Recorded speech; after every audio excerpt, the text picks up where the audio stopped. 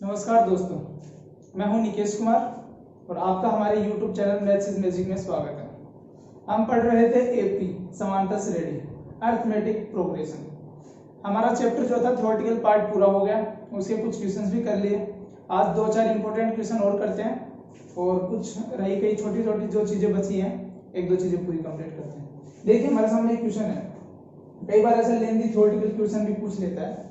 ये क्वेश्चन कहता है कि एक टेलीविजन सेटों का निर्माता तीसरे वर्ष में 600 टीवी और 7वें वर्ष के अंदर 700 टीवी का उत्पादन करता है, सेटों का उत्पादन करता है।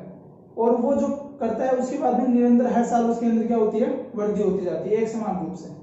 तो ज्ञात करना है कि प्रथम वर्ष के अंदर उत्पादन कितना हुआ, 10वें वर्ष में उत्पादन कितना हुआ और 7 वर्षों में कुल उत्पादन कितना होता है। तो नंबर वारी से एक ही क्वेश्चन को हम क्या करते हैं, सोल्व करते हैं। पहला पूछ रहा है प्रथम वर्ष में, तो इसके लिए पहले हम दिए गए जो केस है इसके अंदर हमें क्या क्या दिए हैं वो देखते हैं। तीसरे वर्ष में 600 टीवी, इसका मतलब हुआ कि A3 = 600 टीवी का उत्पादन करता है। फिर बोल रहा है 7वें वर्ष में, मतलब मैं कहूंगा A7 = 700। अब देखिए A3 का फॉर्मूला क्या होता है, A+2D = 600। A7 को क्या लिख सकता हूं मैं, A+6D = 700। ये समीकरण नंबर 1 और ये समीकरण नंबर 2। अब देखो 2 में से मैं 1 घटा दूंगा, समीकरण 2 में से मैं घटा दूंगा 1, तो क्या है A+6D जो है ये माइनस हो गया किससे, A+2D से, और 700 में से 600 गया 100। A से A कैंसिल, 6D से -2D कितना आ गया 4D = 100। तो D = कितना आ गया 25। ये D की वैल्यू आ गई। अभी 25 वैल्यू यहां रख दूंगा, A+2D = 600, A+D की वैल्यू कितनी है 25 दूनी 50 = 600। तो A = कितना आ गया 550। तो देखिए मेरे पास पहला क्वेश्चन क्या था, पहला क्वेश्चन था कि प्रथम वर्ष में उत्पादन, प्रथम वर्ष का मतलब होता है A1 की वैल्यू फाइंड करनी थी। तो देखिए A और A1 एक ही चीज होती है, तो A1 = क्या आएगा 550, मतलब 550 उत्पादन होगा प्रथम वर्ष में। पहला क्वेश्चन कंप्लीट। इसमें D की वैल्यू भी आ गई 25 और A की वैल्यू 550। ठीक है, इसको साफ कर दूं। देखिए हमारे पास A की वैल्यू कितनी आई 550 और D की वैल्यू कितनी आई 25। अब देखो दूसरा क्वेश्चन क्या था कि 10वें वर्ष में उत्पादन कितना होता है। 10वें वर्ष का मतलब होता है A10, जिसको मैं लिख सकता हूं A+9D। A की वैल्यू कितनी है 550 + 9 × D की वैल्यू कितनी है 25। तो देखो 550 - 225, 225 का मतलब होता है 225। ठीक है, अब देखिए मेरे पास 10वें वर्ष का पूछा तो A10 निकाल लिया, A10 की वैल्यू आ गई। अब थर्ड नंबर दूसरा कंप्लीट। अब बोला कि 7 वर्षों में कुल उत्पादन, कुल का मतलब हो गया हमारे पास योग पूछा है। समांतर श्रेणी में योग मतलब Sn कितने का 7 वर्षों का। पहले हम Sn का फॉर्मूला लिखते हैं। Sn का फॉर्मूला क्या होता है n/2 2a + n - 1 × d।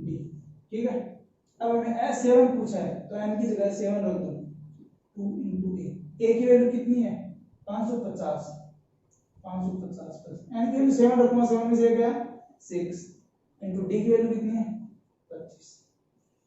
अब इसको आप सोल्व कर लेना। 550 को 2 से गुना करोगे कितना आएगा 1010, नहीं सॉरी 500 500 1100 आएगा, प्लस 25 150 आएगा, 150 उसको जोड़ के 2 से भाग दे देना। ये आप सोल्व कर लेना, ऐसे हम ले। इस तरह से ऐसा क्वेश्चन आए तो उसके अंदर जो दे रखा है पहले वो लिख लो, फिर जो जो पूछे नंबर वाली से आप एकदम इजी आसान तरीके से उसको लिखते जाओ। ठीक है, इस तरह क्वेश्चन कंप्लीट होता है। चलिए आते हैं अगले क्वेश्चन पर। देखिए अगला क्वेश्चन बहुत मजेदार है। क्यों? क्योंकि दिखने में छोटा है और करने में तो उससे भी ज्यादा आसान है।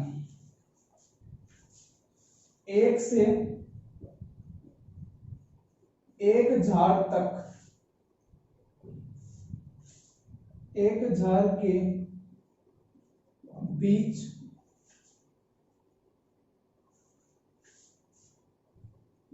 3 से भाज्य सभी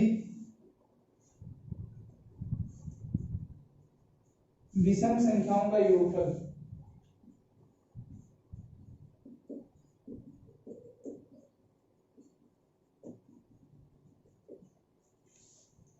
विषम संख्याओं का योग। देखिए 1 से 1000 तक के बीच 3 से भाज्य सभी विषम संख्याओं का योग। अब विषम को एक बार के लिए आप भूल जाओ, पहले 3 से जो भाज्य 1 से 1000 तक वो लिखो। तो पहले वो एपी बनाओ आप कि अगर 3 से भाज्य करूं तो क्या आएगा। देखिए 1 में भाग नहीं जाता, स्टार्टिंग करो 1 2 3, 3 में भाग जाता 3, उसके बाद में 6, उसके बाद 9, ऐसे चलता रहता है। अब लास्ट में 1000 है, उसमें तो भाग जाता नहीं है, तो 1000 से जस्ट पहले आओ तो 999, इसके अंदर क्या जाता है 3 का भाग, ठीक है। लेकिन इसके अंदर देखो अगर मैं यहां लिखूं 12 15 और ये चलता चलता 999, तो देखिए ये सम आ गया, ये सम आ गया, ऐसे आगे सम आएगा, ऐसे सम सम चलता रहेगा। लेकिन मेरे को तो ये कैंसिल करना है ना, क्योंकि मेरे को सम तो पूछा ही नहीं, मेरे को तो विषम संख्याएं पूछे हैं, तो मतलब मैं विषम विषम निकाल लूंगा, तो मतलब ये कैंसिल कर दूंगा, ये कैंसिल कर दूंगा, ऐसे आगे आगे कैंसिल होते जाएंगे। तो देखिए जो विषम एपी है वो क्या आएगी, जो हमारी ओड एपी बनती है वो क्या बनती है 3। मैंने 9 को रख लिया, 15 को रख लिया, ऐसे मैं चलता रहूंगा। लास्ट भी विषम संख्या है तो मैंने इसको भी लिख लिया, ठीक है। अब इसके अंदर देखो विषम संख्या आ गई। अब हमें पूछा 3 से भाज्य सभी विषम संख्याओं का योग ज्ञात करना है, तो पहले मैं संख्या ज्ञात करूंगा n की वैल्यू की, n है क्या, n आ जाएगा तो मैं योग का सूत्र रख लूंगा, पहले n निकालूंगा। a1 की वैल्यू कितनी आ गई 3, d की वैल्यू कितनी आ गई 9 में से 3 गया 6 आ गया, और an दे रखा है मेरे को 999।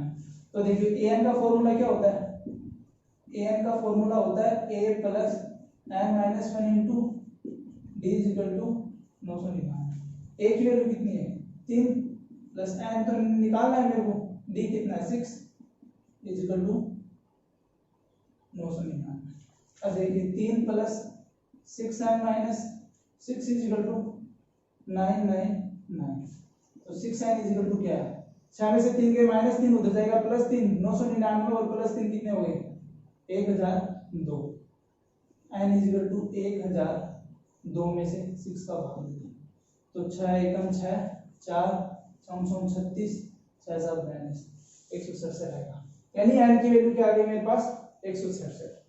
चलिए अब मैं इसको हटा दूं। जब मेरे पास n की वैल्यू आ गई 167, तो मेरे को निकालना क्या है, Sn क्या होता है मेरा n बटा 2 a प्लस an। अब देखिए मेरे को निकालना है 167, क्योंकि 167 संख्या है उनका योग, तो 167 बटा 2, a क्या था मेरा 3 प्लस an लास्ट का टर्म क्या था 999।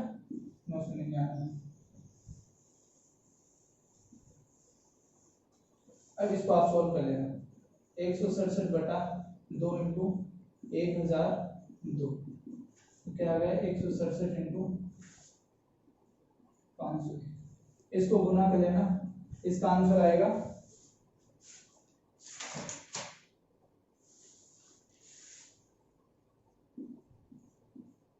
ये आंसर आएगा। ये आप सोल्व करके देख लेना, समझ में आ गया। क्वेश्चन दिखने में थोड़ा ऐसा है लेकिन बहुत आसान है, आप कर लो। चलिए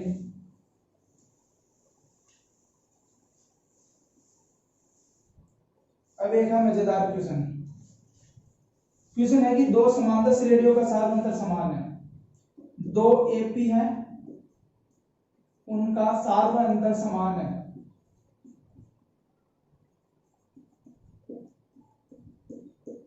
सार्वंतर समान है मतलब दो एपी भिन्न भिन्न है जिनका सार्वंतर जो डी है वो दोनों का समान है, ठीक है। उनमें से एक का पहला पद, उनमें से एक का पहला पद 8 है और दूसरे का 3 है।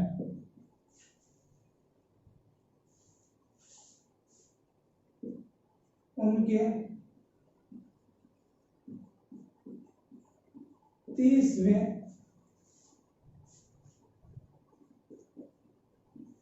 पदों के बीच का अंतर ज्ञात करो। देखिए ऐसा कोई क्वेश्चन है अपने पास, हमें देखिए दो कोई एपी है जिनका सार अंतर मतलब डी है वो समान है, उनमें से एक एपी का पहला पद 8 है, मतलब A1 जो है पहला पद वो 8 है, दूसरी एपी जो है उसका पहला जो पद है वो 3 है। तो उन दोनों एपी के अंदर जो 30वां पद होगा उनके बीच के अंदर अंतर क्या होगा ये मैं देखें। ठीक है, चलिए देखते हैं। माना पहली एपी जो है वो पहली क्या है, फर्स्ट एपी अपनी मान लीजिए कोई है A1 A2 और AN, ठीक है। सेकंड एपी जो है वो है B1 B2 और BN है, ठीक है।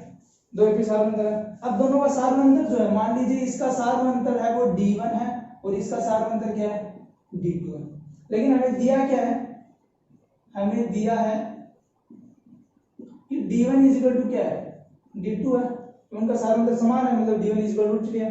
अब उनमें से एक का पहला पद 8 है, पहला पद का मतलब क्या है और क्या दिया हुआ है, मतलब A1 इक्वल टू 8, इसका पहला पद A1 है, दूसरे का पहला पद 3 है, इसका पहला पद दूसरे का पहला पद क्या है B1, यानी B1 इक्वल टू क्या है 3 है। तो उनके 30वें पदों के बीच का अंतर, तो देखिए पहली एपी का 30वां पद क्या होगा,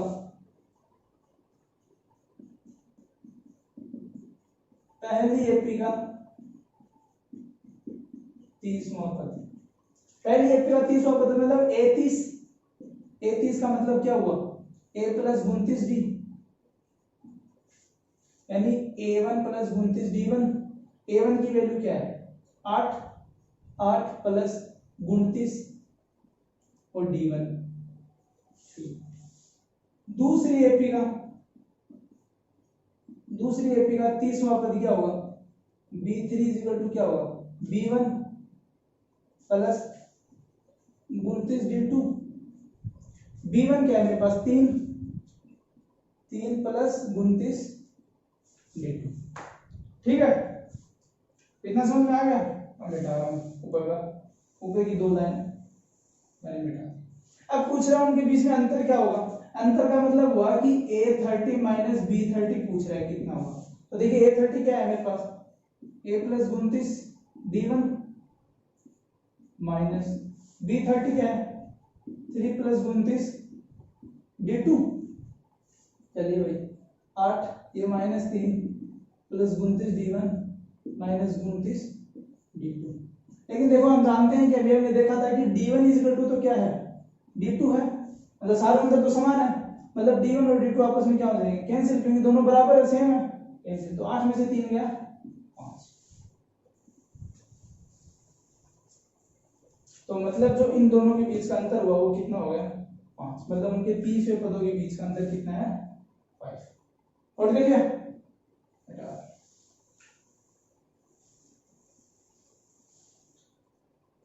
देखो एक छोटी सी बात है वो देख लेना, समांतर श्रेणी का माध्य, माध्य क्या होगा कि कोई भी एक एपी है, कोई एपी है ए है यहाँ पे, फिर लास्ट का पद बी है, लेकिन यहाँ पे जैसे आप मान लो कि कोई कैपिटल A1 पद है, कैपिटल A2, ऐसे चलता चलता AN है और ये लास्ट का B है, यानी किसी एपी के अंदर पहला पद A है, आखिरी पद अगर B है, तो इस एपी का जो माध्य होगा, अगर माध्य कभी आपको निकालना पड़े तो A प्लस B बटा 2 होगा। कहने का मतलब है कि किसी भी समांतर श्रेणी में पहला पद और उसका आखिरी पद माध्य जो होगा A प्लस B बटा 2 होगा, जहां A पहला पद है B आखिरी पद है बटा 2 होगा, ठीक है। चलिए इसके ऊपर एक एग्जांपल देख लेते हैं।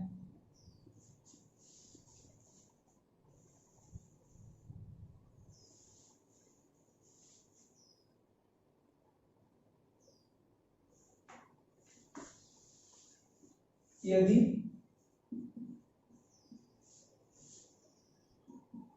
(18ab - 3)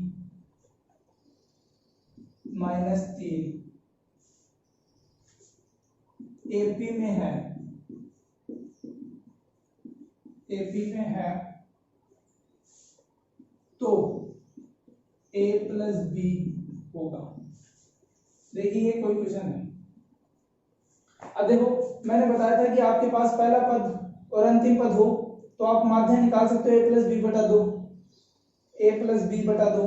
चलो a प्लस बी बटा 2 पूछा है, तो यहाँ a इज इक्वल टू क्या आपके पास 18, b इज इक्वल टू क्या आपके पास, एक तरीके से मैं इस फॉर्मूले के आधार पर बताऊं तो जैसे मान लो मैं कैपिटल A है, a कैपिटल A2 है, तो पहला पद और लास्ट पद a और b है। यहाँ a पहला पद 18 है, यहाँ b माइनस 3 है, तो a प्लस बी बटा 2 इज इक्वल टू क्या होगा 18 माइनस 3 बटा 2, 15 बटा 2।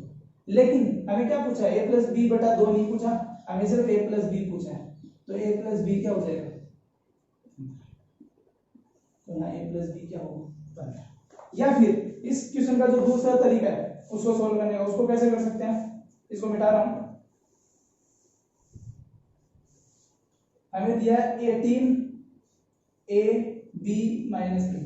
देखिए इनका सार्वंतर क्या होगा, a माइनस 18 बराबर होंगे हमेशा b माइनस a से बराबर होंगे हमेशा, इनका सार्वंतर -3 माइनस b।